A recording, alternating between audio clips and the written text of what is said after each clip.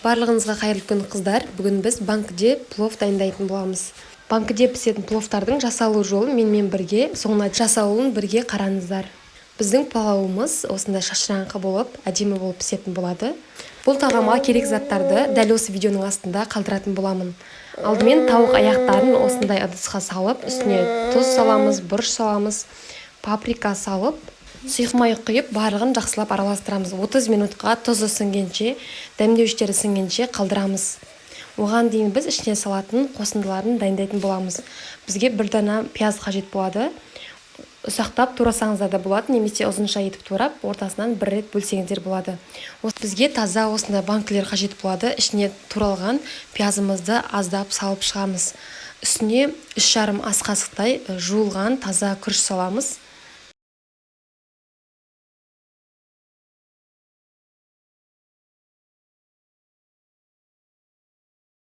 Күріштің үстіне жарты шай қасықтай тұз саламыз.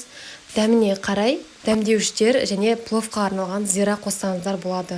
Алдын ала жуылған, тазартылған мейіздер немесе өрік қоссаңыздар болады. Мен осындай сары өріктерді таңдадым. Әрқайсысына 4 данадан салып шықтым. Үстіне енді сәбіз қосатын боламыз. Алдын ала тазартылып, осындай ұсақтап, жіңішкелеп туралған сәбізімізді аздап үстіне қосып шығамыз. Келесі кезекте әрқайсысына 3 данадан тауық аяқтарын маринадтап қойған, соларды салып шығамыз 3 данадан. Бұл жерде тауық аяқтары менде аз болғандықтан бір банкасын алып тастадым.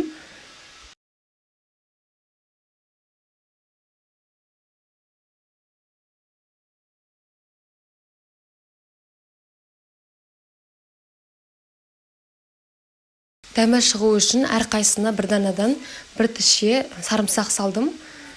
Үстіне кішкене дәмі шығып, майлы болу үшін сары май салдым. Әрқайсысына 225 граммнан су құйып шығамыз. Бетін осындай фольгамен жабамыз. Фольганы 2 қабаттап мен қойдым, осындай қылып. Бетін енді кішкене тесіп шығамыз, ортасын ауа кіру үшін. Біздің банкідегі пловтарымыз міне дайын болды, барлығын салып шықтық.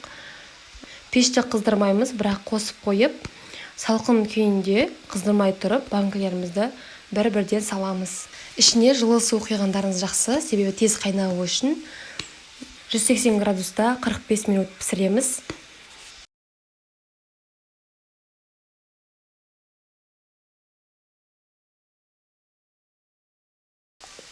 Біздің банкідегі пловтарымыз дайын болды. Міне осындай өте дәмді болып шығады. Міндетті түрде жасап көріңіздер. Мен осындай қылып табаққа түсіріп алдым.